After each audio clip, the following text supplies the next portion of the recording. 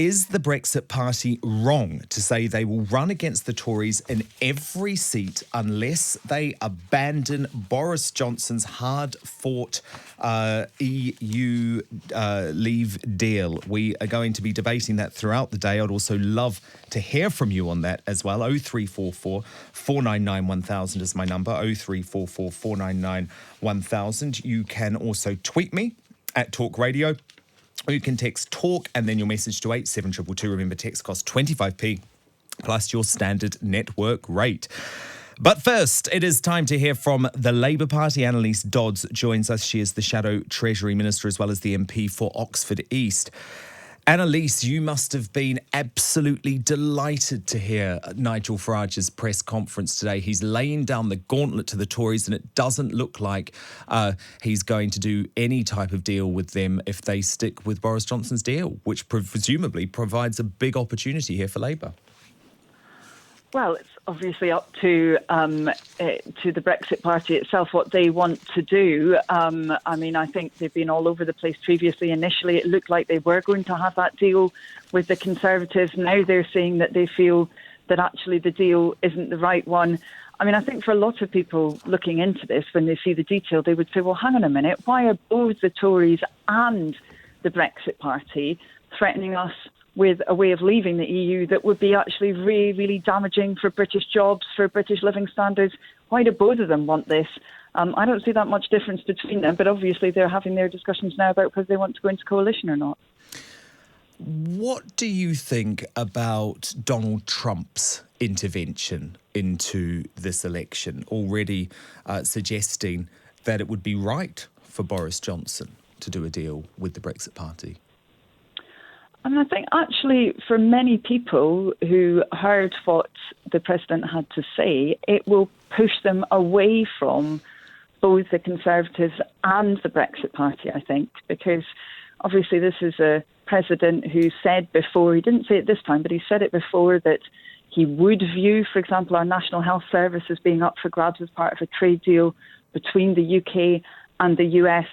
And then to hear that President saying today, well, come on, I both like Nigel Farage and I like Boris Johnson and I want people to back both of them and I want them to work together. Well, actually, for a lot of people, that'll make them think, oh, hang on, I don't want to support either of these political parties because actually, generally, the British public is not a huge fan of Boris Johnson. He actually slammed your leader, Donald Trump. Do you think that Donald Trump's negativity towards Jeremy Corbyn is actually a bit of a coup, given his unpopularity? Well, ultimately, we look into Donald Trump's background. He's somebody who, for all that he says he's a great businessman, he inherited wealth to begin with. He's not actually somebody who's been very, very good at organically building up businesses. And he's the kind of person who actually, when you look at Labour's plans, when we're saying, well, we would make the very, very best off people pay some more tax, he's the kind of person who is pushing back against this. But ultimately, we've got a decision to take. Are we going to pay for our public services properly? Are we going to have a fairer tax system where we really see that top 5% paying in a bit more so that we can all benefit? Well, I think we should do. And so I'm not really surprised that people like Donald Trump are pushing back against it.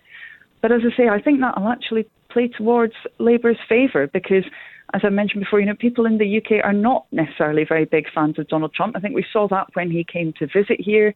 I think lots of people were really fed up with all the money that had to be spent on policing to protect him and all this kind of thing. All of that is going to be brought back by today's interview with him. A lot of government ministers, though, suggesting that your policy is actually anti-rich people. Now, is it true, Anneliese Dodds, and as the Shadow Treasury Minister, you've got to be a bit worried about the coffers as well and how much money is coming in.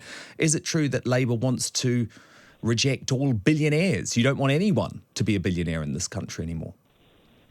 No, that's not right. And, we've been very open about our tax plans. We were at the last election. We were the only major party to set out exactly what tax changes we would make. We're going to do the same at this election as well. We're going to be very, very open about this. And we do think that the top 5% of people, income-wise, should be paying in a bit more. Not a huge amount more necessarily, actually, just taking it back to where we were previously, before we had some of those cuts to income tax that we've seen from the Conservatives and indeed from the coalition government. We think that everybody should be making that contribution, but people with the broadest shoulders who can actually afford to pay in more should be doing that. And actually, I have to say, I've talked to quite a lot of people who work in the city, people who earn pretty big salaries. They realise that we need to be putting more money into our public services in particular, into the NHS, into education. And they've said to me they would be willing to pay more, actually, if it has those positive outcomes which affect them and their families just like everybody else. So as Shadow Treasury Minister, is there anything positive that you can say about billionaires and the need for billionaires in society because of the wealth they generate, the number of people they employ?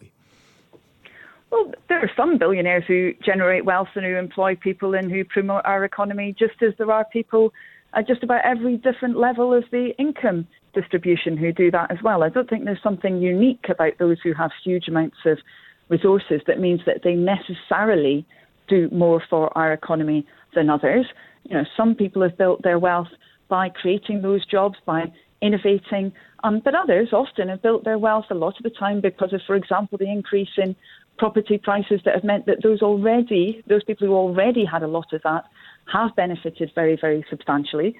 Now, we're just saying that for the very top 5% of people, income-wise, that they should be making a bigger contribution. As I say, I think that actually most people who fit into that category would accept that. Because and you feel comfortable, Anneliese, that this policy isn't going to impact the amount of money that you have to spend?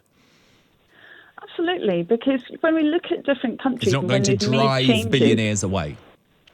No, I don't think it will do at all. And as I say, when we look at other countries that have made these kinds of changes, which have, for example, when they've sought to reverse previous tax cuts on very well-off people or on profitable companies, actually, when they've had that change, there hasn't been a mass, shift of people to other countries. That hasn't happened. But, if we say, kind of linked to what you were mentioning before, if we say, well, actually, those people are wanting to generate jobs and to be involved with our economy, I'm ambitious for Britain. I think we've got a great country. I think we've got incredibly skilled people. And I don't think just changing the tax system is going to frighten a lot of people away, because the fundamentals of our country in many ways are strong. We want to make them a lot stronger. We want to put that funding into further education, into higher education, into the schools, to give people that backing so that we can have a much bigger economic pie in the first place. That's really what we want to see. But you deny that Labour is demonising the rich? Absolutely, most definitely. And I think anybody who looks at our plans carefully would be quite clear that that's not what we are seeking to do. But, on the other hand, we've got to recognise that for the vast majority of people, they've seen their living standards slide. When they were told after the last financial crisis that we were going to be in it all together, that everyone was going to have to contribute to getting the deficit down, well, actually, the very best off people haven't been contributing to that, and profitable companies haven't been contributing because they've had their taxes cut. But actually, for the very worst off people, when we look at tax credits and that kind of thing, they've had much less support. They've borne the burden of that deficit reduction. And we've got to change that. It's important for the health of our society as well as our economy that we have that rebalancing. One of the people who is at the heart of that decision-making process joins me now. It is Richard Tice, the Brexit Party chairman. Wow, Richard, you laid down the gauntlet today. Before we get to Nigel Farage's statement, just want to ask you if you are personally intending on standing against Boris Johnson, because that has been the rumour this week. Yes, good afternoon. How are we? And I'm delighted to confirm that I will be standing for election as an MP, but we're not confirming yet exactly where.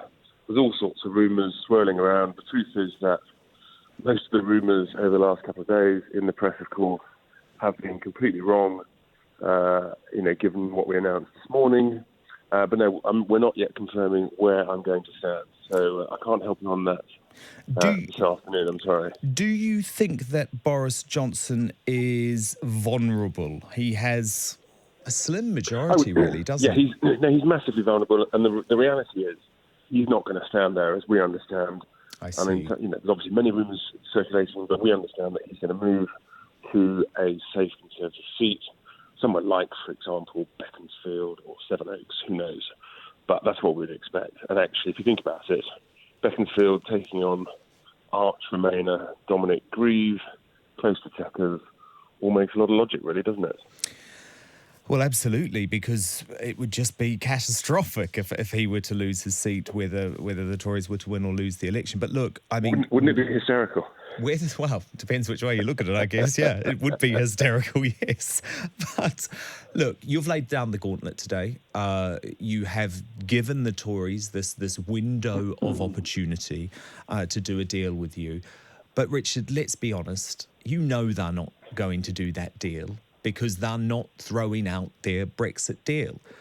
So are you not worried that your aggressive position will deliver number 10 to Jeremy Corbyn? Dan, there is nothing aggressive about our position. It is a sensible, reasonable compromise on our previous position. We have said, take longer and just go for a simple free trade arrangement, which is what actually the government should have done. But that is a no-deal Brexit, right? Just to clarify. No. Let's be right. Let me try and explain again because it's really important. What we've said today is take longer until the end of June and just go for a simple free trade arrangement. So no, that's absolutely not a no-deal Brexit. It is saying take a bit longer, scrap the existing arrangement, and just go for a simple free trade deal on using what's called the Article 24 of the WTO arrangement. And that way we leave with a heads of... I know you don't like the language, though, Richard, but in terms of what Labour would say, in terms of what the Lib Dems would say, that is what they would define as a no-deal Brexit. No, I'm sorry. That is complete and utter nonsense. It is a free trade arrangement. That is a deal. A free trade agreement is a deal. Do you think there's any chance Boris Johnson will... But do you think after all of this negotiation that there's any chance, Richard, that Boris Johnson is going to throw out his deal? He's not, is it? It's very simple. No, listen, it's very simple. If a business ignores its customers, it goes bust. If the Conservative High Command ignore the wishes of their MPs, their members and their Brexit voters who want to leave alliance to deliver a thumping majority, then frankly, they deserve to go bust.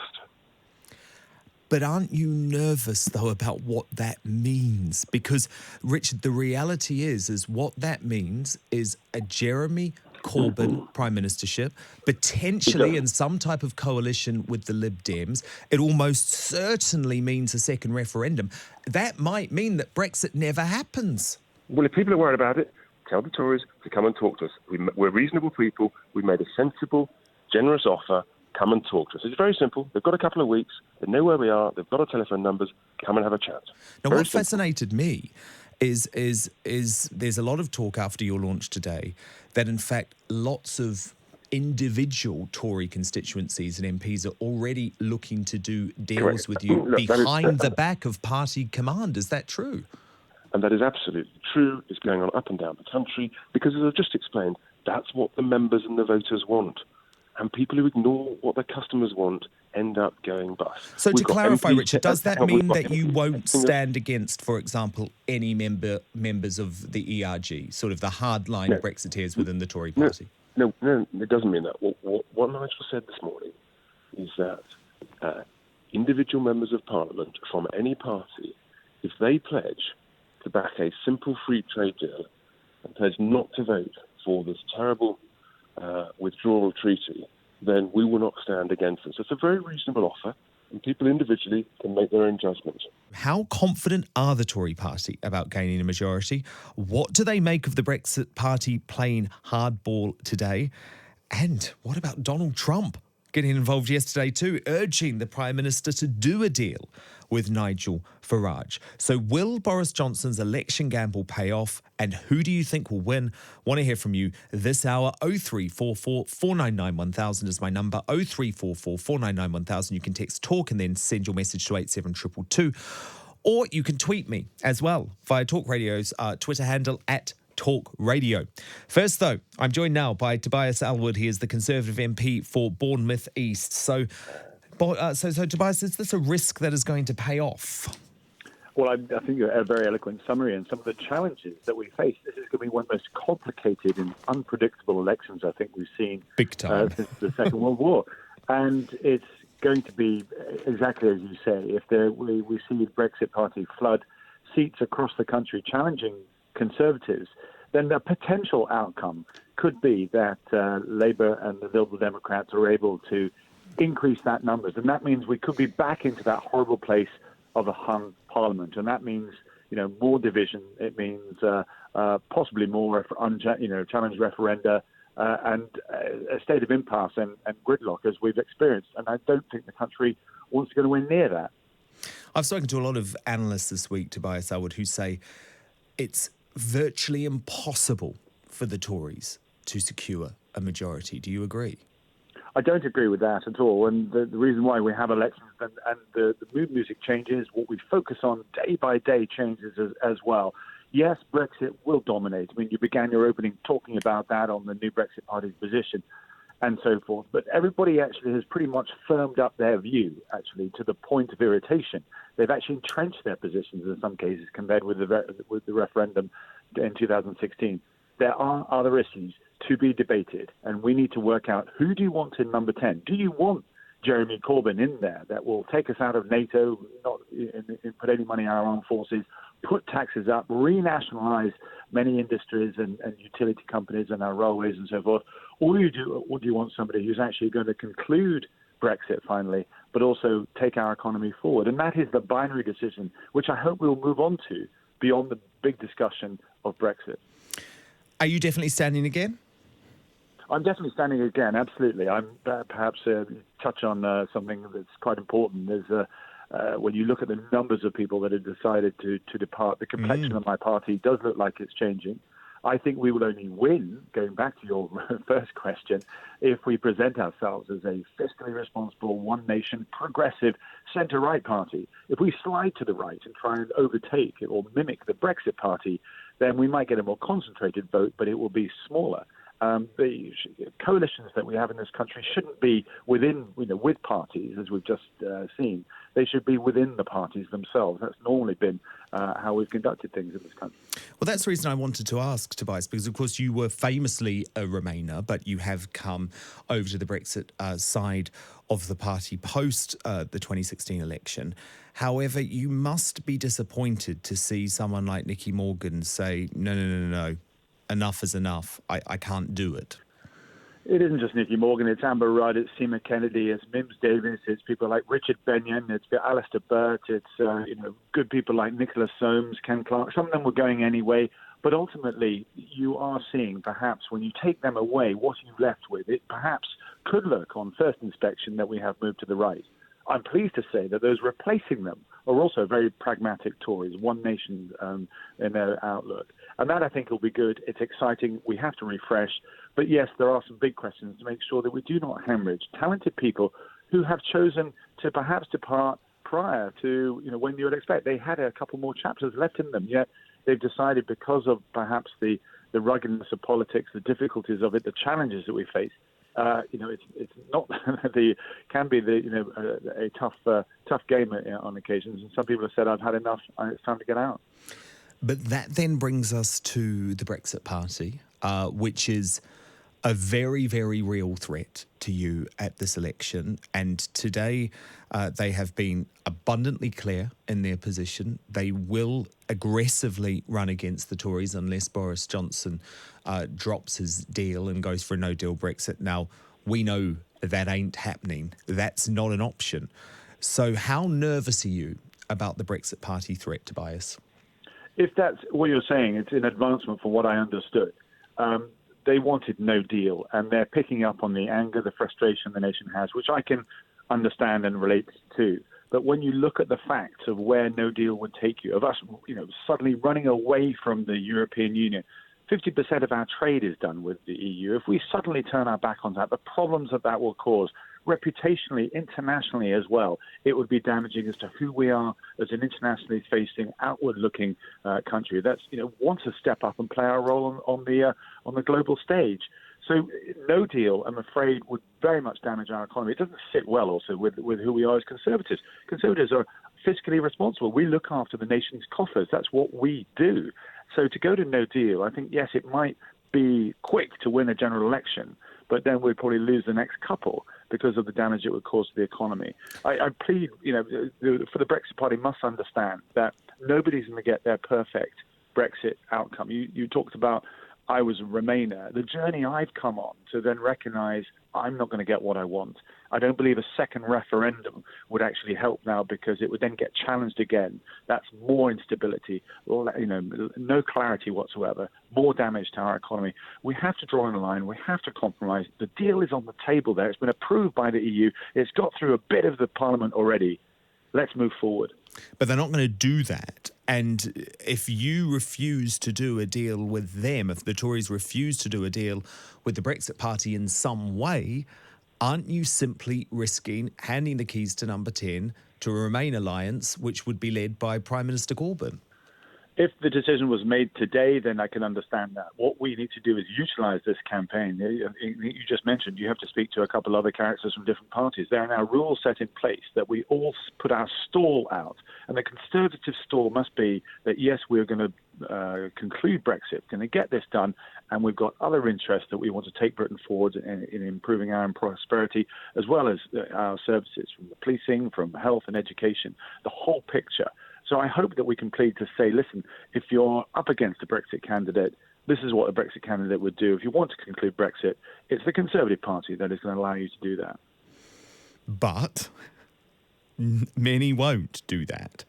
And so how do you deal with such a force like Nigel Farage? I mean, the fact that he's getting Donald Trump to support what he wants to do and to put pressure on Boris. I mean, is there?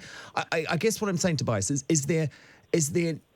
Doesn't Nigel Farage just want Boris to take him seriously in some way? To just throw a dog a bone. But you haven't done that, though, have you? Your language has been aggressive towards the Brexit Party. Yeah. You've the Tories have tried to sort of minimise their impact, belittle them. Now, by the way, I'm just thinking practically in terms of what the Tories might have to do in order to neutralise that threat. And right now, you're not doing that. Well, firstly, I think it's not good tactics from the Brexit Party itself to spread them so thin. 600 seats across the country. They would have done better to have targeted 20 or 30, really ploughed in to those seats. Because, as I say, not only that from a financial perspective and they make an impact, but also, as we just touched on before, by flooding all the seats across the country, you're more likely to possibly squeak a win for the Liberal Democrats and Labour and end up with a hung parliament. That surely can't be. That's the opposite way of what the Brexit Party are trying to achieve. They're not going to get no deal. There may be 15, possibly 20% of frustrated leavers who want to go there. But it isn't a place that the country itself can compromise around at all. Therefore, the best things that they have to do, I think you just touched on it, was really interesting, is taking the Brexit Party seriously. They want to have MPs on the benches, on the green benches in the House of Commons. The best way for them to do that is to focus on fewer seats and then get those across the line rather than spreading themselves too thin. What do the SNP think about the developments this week? I'm joined by Drew Hendry. He is the SNP's business spokesperson in Westminster. Drew, what a week it has been. Is it fair to say that the calling of this election has ended the Remain alliance between the SNP and the Lib Dems in Scotland? Because you sort of seem to be at war with each other now. Well, it's not really a problem in Scotland because everybody in Scotland knows that the SNP are by far the strongest Remain party that exists, and all but in a handful of seats are likely to be by far the strongest challenger for anybody voting for Remain. What about Jo Swinson, though? I mean, is it possible that you could cause the Lib Dem leader to lose her seat? Well, I would certainly hope so. It's a seat that we're out to win. We're out to win every seat that we can. Okay, well then the Remain alliance is over as far as I'm concerned. Then it's finished. Well, like I say, once the Parliament is decided on the 13th of December, we'll have a better idea of how we take forward cross-party working at that time. But this is a general election. We are a strong, the strongest Remain party in Scotland by a country mile. And, we've said that, this isn't just a matter of, voting to remain, but obviously Scotland having its choice. Should Boris Johnson try to drag us out of the EU against its will? So Scotland should have its choice to begin an independent country taking its own seat in the EU as an equal member. Now, you're obviously a great reader of the political mood in Scotland, so not wanting to labour the point, but I mean, do you genuinely think you will beat Jo Swinson in that seat? Well, like I say, we're going out and working hard for it. I'll give you a good example today. The former Liberal Democrat provost in Fife has now put her support behind Stephen Gethin's, our candidate in North East Fife. There's a lot of people in Scotland who are now switching to the SNP as the best choice for them. Again, former Labour MSP, has just defected to the MSP has just defected to the SNP in Glasgow as well. So, there is a tide that's with us at the moment. We want to make sure that we keep working hard for every vote. Because I think it's only a 5,000 majority that she has in East Bartonshire. Yes, indeed. And like I say, we'll be going all out to win that. We've got a fantastic candidate there, and we've got great candidates across the whole of Scotland. We would certainly be looking to win every single seat we stand in. That's our aim, to go out and do that. We have proved that we can come pretty close to doing that in the past, so we want to replicate that kind of spirit. People are very, very keen to engage with us on the doorsteps just now, and we're getting a fantastic response out there at the moment. We need to make sure that we keep that momentum up until the election day itself. Well, I mean, it would be an extraordinary result if the SNP did boot out Jo Swinson, who just this week is suggesting that she could be Prime Minister. But look, what about the Tories in Scotland? Huge blow after the loss of Ruth Davidson, taking big blows in the polls. But this week we have heard fighting talk from the Scottish Tories that it's maybe not as bad as the polls suggest. What's your take on that? Well, I can imagine.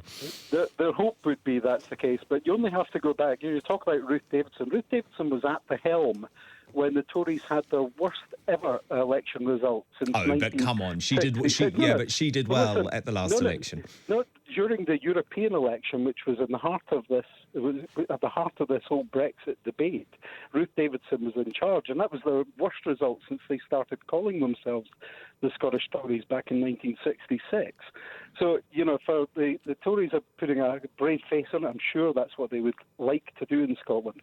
But they're getting very short shrift on the doorsteps at the moment. We're finding that people are, both Leave and Remain voters are upset with them. And I don't expect them to do very well at all. And we are very much gunning for every single Tory seat in Scotland at the moment. Do you really believe Jeremy Corbyn when he suggests that he is open to giving you a second referendum on Scottish independence? Well, given that it's both a logical and democratic thing to do, then yes, I would hope that he is telling the truth on that, because no individual has the right to deny the electoral will of the people of Scotland in terms of how they would like to take things forward. So, there is a mandate for an independence referendum at the moment. We should have a Section 30 order granted. That should just be a matter of course, because it's something that, like I say, there is already a mandate for. So I would hope that Jeremy Corbyn is But surely, Drew, you have to admit that is at least debatable whether there is a mandate, given that the Scottish population was told that they were voting in a once-in-a-generation poll. And at this point, you can't even use the EU argument, because we remain a member of the EU at this point. Dan, the problem is that argument's dragged up quite a lot. What was said was, at the time, that it was the opinion that it would be once in a generation. But of course, and this was the important of course at the time, if the Scottish people voted in a majority to have a manifesto that said that there would be another independence referendum, then they should have it. That was what was said at the time. And that's exactly what's been delivered in the Scottish Parliament, with the majority of the MSPs elected in a manifesto to have a further independence referendum, especially given the circumstances have changed. And I would take issue with the fact that we're, we might technically still be in EU, but we've been suffering the negative effects here of Brexit, particularly my Highland constituency, where not only EU nationals have largely stopped coming here to work, but we've seen a drain from our NHS, from our farming community. We've seen that also happening from hospitality and tourism. So we're already having that change of circumstances inflicted upon us here, and that's been replicated across Scotland. Drew, do you not at least concede that it's a little bit dangerous to throw referenda around willy-nilly when these referenda have such a huge impact on the future of our country and also just general divisiveness in society? Can you understand that critics of the SNP would say you just will want a referendum until you get your way and you win?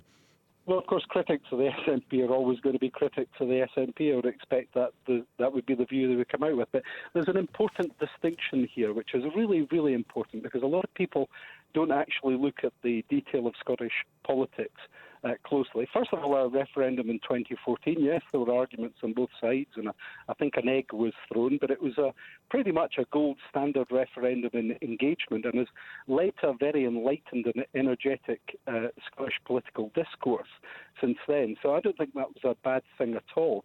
But secondly, and most importantly, if the public choose to support members of the Scottish Parliament to be elected on a manifesto to hold another referendum, then that should be respected. This isn't referendums being cast about willy-nilly. This is something that's been put to the people in a parliamentary system. They voted for it. There is a mandate for it, and they should have the right to have one. We are your election station. We have heard from all of the major parties today.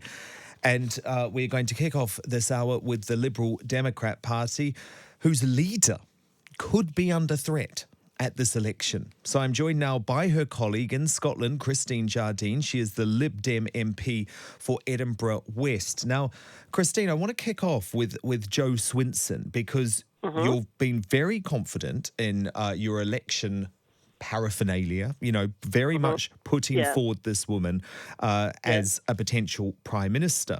But we had the SNP on the show in the last hour who are very, very confident in beating her in East Dunbartonshire, because, of course, Jo Swinson's majority at the last election, just 5,000.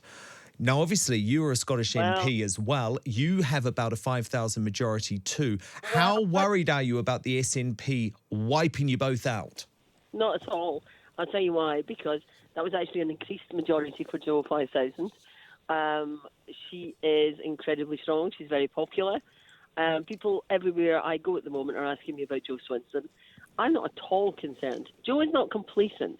If Jo thinks for a minute that there is any danger of being beaten by the SNP, she will put in extra effort. But I have to tell you, if the SNP are so confident that they're going to beat her, why did they take the candidate who had been the MP and that Jo beat 2 years ago, and he's gone off to stand in Perthshire rather than take Jo on? If she's such an easy target, why is he scared of it? But isn't quite high profile? Well, yes, we know him very well. But isn't the issue, though, Christine, the fact that actually you need her up and down the country? You need her in England. You don't need Christine. You don't need Jo Swinson fighting for her own seat in Scotland, Christine Jardine. Every other leader, Jo will be doing what every other leader of every other political party does during an election, including, incidentally, Nicola Sturgeon, who doesn't spend much time in Govan during an election. She will be representing the party up and down the country. And, there was the infamous helicopter that the SNP used with Alex Salmond to get him around the country, landing on beaches and things all over the place. So, to say... Well, no, I'm not saying there's anything wrong with her travelling around. What I'm saying is, don't you need her travelling around? And isn't the risk for the SNP that if she has to spend time in her electorate in Scotland, it could damage your chances nationally? The SNP have been very clever here. They're distracting from the fact that... the Liberal Democrats under Jo Swinson are now incredibly popular again in Scotland. The opinion polls are showing us doing well in seats where we didn't do well 2 years ago. And now the only distraction they can think of is, oh, well, you better keep Jo Swinson in Eastern Barnshire so she doesn't lose a seat. Jo Swinson is, a great asset for the party, but a great asset for the country as well. Now, the issue in this election is not, Jo Swinson. The issue in this election is who do we want leading the country? Who do we want as Prime Minister? And you have the choice of two guys stuck in the past in an old tribal system. You've got Jeremy Corbyn and Boris Johnson, neither of whom, frankly, are fit to be Prime Minister, or Jo Swinson. Now, that is the choice facing people. And the SNP, they're just indulging in what they always do, distraction, independence, and not actually talking about the issues of the day. I know you're always honest when you're on this show. Yeah. So tell me your brutal, honest truth here, Christina Jardine. Do you genuinely believe that Jo Swinson will be Prime Minister by the end of December? Yeah, Jo Swinson. I was with Jo. No. Do you genuinely believe it? Yeah. I was with Jo on Wednesday. And your voice just went up a little octave there. That makes me think maybe you don't. That's because I've got the cold, Dan. I was with Jo on Wednesday night, and everywhere we went, people wanted to talk to her. Young kids recognised her. But that doesn't mean she's going to be Prime Minister. She has the energy, and people see her commitment. She's a breath of fresh air in British politics because she's not, an old, dyed-in-the-wool tribal politician who just wants to batter the other party for the sake of it. She wants to talk about what's good for this country. She wants to talk about the people who've been left behind, the people who need us to put an end to Brexit, to stop Brexit so that we can focus on the things that are good for them, so that we can focus on climate change and build them a brighter future. That's why people will vote for the Liberal Democrats and why Jo Swinson will be Prime Minister. So you're very confident then? Yep. Okay. I've known Jo a long time, and I know what her commitment is like, what her work rate is like, and the fact that people, they like her. They recognise in Jo someone that they can trust and someone who's in politics for what they can do rather than who they can be. They look at Boris Johnson and they see someone who, from he was 4 years old, wanted to be king of the world, wanted to be Prime Minister, wanted power. They look at Jo Swinson and they look at somebody who wants to make a difference to the world, who wants positive change, who has worked hard for gender balance. So when a canny old fox like Andrew Neil says to Jo Swinson, you're just engaging in fantasy politics, what's your response?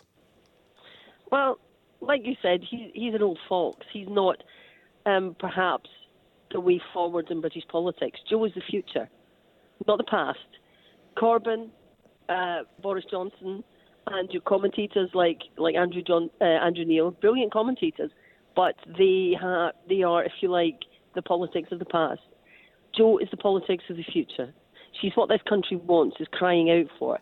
She is a federalist, internationalist, someone who cares about the environment and who wants to change British politics, build us a brighter future. People see that. People recognise that in everything Jo does, everything Jo says. She is not from the old mould of British politics, which frankly is broken, and we need to fix it.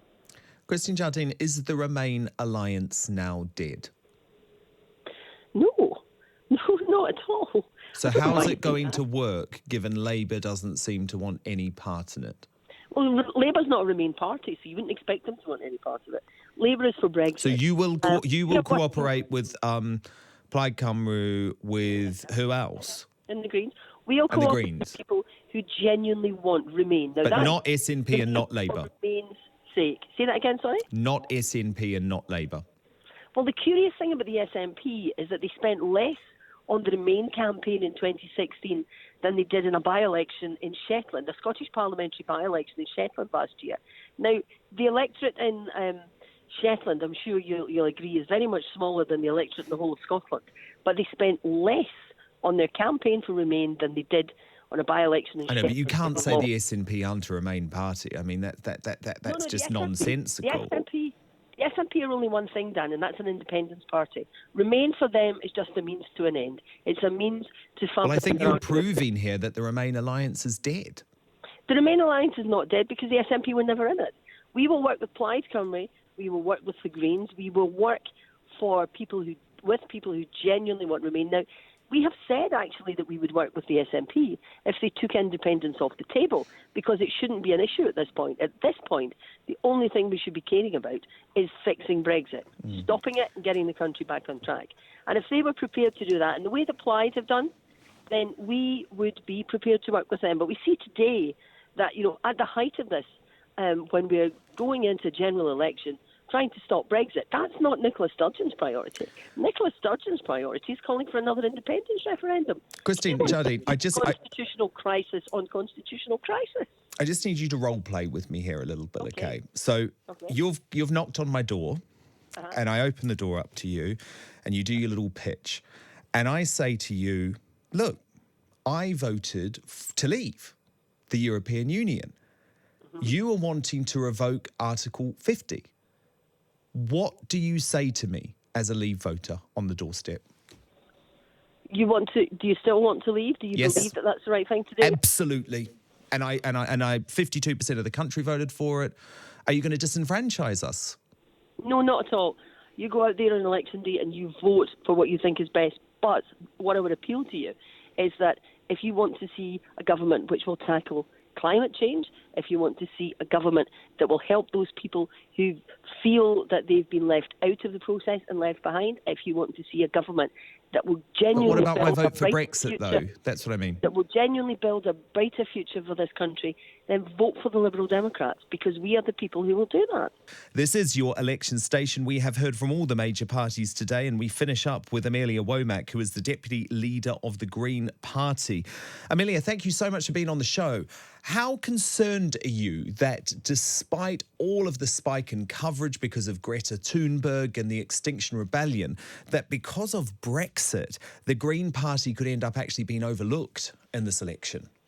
So we've seen polls out that show that in this election, people will be voting as climate change is a priority. And we've got that clear Green New Deal that's about making sure that we provide good jobs, that we create equality, that we are supporting people in our communities. And that's a message that has been resonating in communities. We saw our councillors double in the council elections. We saw our MEPs double. This is the best ever year for the Green Party. And people are seeing that those people who work hard in their communities, that are making real change, are standing again and will hopefully be voting for us yet again to continue that incredible year. And I think that... But isn't the problem, though, Amelia, that this should be translating much more in the polls? I mean, I'll give you that amongst 18 to 24-year-olds, there has been a bit of a spike. I mean, you're now at 15%. But that's nowhere near enough, is it, for you to make any impact? And we're seeing more people registering to vote. Obviously, there's a lot more to go, and anyone who's listening that's not done it yet, I'd encourage them to do that as soon as possible. But the reality is that no one was expecting us to do so well in the council or the European elections. And that kind of data is proving that on the ground work isn't necessarily being picked up in polls. And I think that work has been inspiring people, whether that's our councillors in Kirklees that put solar panels on some of the poorest homes in their communities to make sure that people didn't have to choose between putting food on their table and heating their homes. It's ideas like that tackle the climate emergency, but making sure that we are looking after people in our community as well that have been failed by politics time after time after time. And they're looking for parties that deliver that change, and that is the Green Party. But can I be really honest with you, something, Amelia, that annoys me, right? Because we've spoken before about the Extinction Rebellion. And one thing that I often say when Extinction Rebellion members are on the show is, why not put the same energy that you're putting into civil disobedience into supporting a political movement? So the obvious political movement is the Green Party. But they don't, do they? So the Green That must Party, frustrate you. I mean, the Green Party and Extinction Rebellion are separate, two different organisations. No, I know, but you support them fundamentally, don't you? You support their aims, at least. We have very similar aims in terms of tackling the climate emergency. I know, but do you see what I'm saying? The Extinction Rebellion should support you. They should put their energies into a democratic means of making change. Because actually, if you did get MPs through support of the Extinction Rebellion, I mean, I know you've obviously got Caroline Lucas, which is a start, but you understand the point that I'm making. No, absolutely. And it's those long-term changes, it's that institutionalised change that you get when you get Greens elected in Parliament, in the European Parliament, in councils and our national assemblies. And I think that fundamentally there are so many different parts of our democracy, and obviously protest is one of them. When we look at, it was actually a Green in Bristol, our candidate there, Carla Denyer, who put forward the very first climate emergency motion in the UK. And that was being watered down by other parties. And it was really as being of the vocal nature of Extinction Rebellion that brought some of these issues to the foreground. That then, as we continued, I know, but then a heck of a lot of them, Amelia, a heck of a lot of them then go and campaign for Labour or the Lib Dems. So many people from different political parties have joined Extinction Rebellion. And I think that I hope that as they see, it's been Greens that have been at the forefront of this conversation.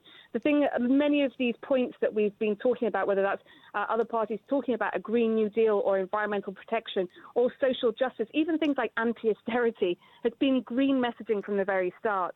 And lots of these conversations we're having are essentially Green Party policy repackaged into different brands. And I think that is changing the conversation. And it's not going to be, I hope that people from Extinction Rebellion will support the Green Party, but it's not just about those groups. It's about our communities. It's about people who want to be looking after the air quality for their children. It's about making sure we've got proper education, proper funding in our education that has been failed by this current Parliament. And then even things like the NHS, there are so many different aspects of, we need to be stopping the privatisation of the NHS that is putting our public health into private hands and private profits. And I think that it's that package that will resonate with people as the campaign continues, because when it comes to the climate emergency, as a result of this pressure, we've got a window of opportunity to make sure that we get Greens elected, to put policy in place to make sure we stay below 1.5 degrees of warming, while making sure that we are protecting people in communities, creating green jobs, creating training, and ensuring that we're tackling issues like fuel poverty, warmer homes, and better public transport. But what I would argue, Amelia, is that right now, and I know you're not going to like this because you're deputy leader, but right now the Green Party movement is at risk of being overshadowed by the Extinction Rebellion and Greta Thunberg. I mean, I don't feel like that's the case. And as I said before, we're not just working on this in terms of having the best policies. We're on doorsteps and have been in communities and proving the power of getting Greens elected. So what percentage do you think you can get your vote to? I mean, I don't think anyone that's worked to predict what happens in politics the last few years has ever got anything right. So putting figures on this in such an unpredictable time, I mean, there's absolutely everything to play for. Yes. This is and on that note, where do you stand on Brexit? So we say yes to Europe. We want to remain in the European Union. But do you want to revoke Article 50? No. We want a people's vote. We want to bring that. So you're a second referendum party? People. Well, a people's vote. It's not going to be on the same question as the referendum, because now we've got that. What question then? What question? We will have the question on the agreement that's on the table. I mean, none of us would sign a contract without reading the fine print, and now we've got that fine print on the table. We have a right to So just to clarify, Boris's deal versus Remain would be the Green Party second referendum policy. I mean, we wouldn't. And there are people working on what that question would be, and there are different possibilities. And I think that at the moment, Remain would be one of those questions. But there are other groups, obviously, people like the Electoral Commission, people like that, who would be looking at what that question is. But Remain must be on the ballot.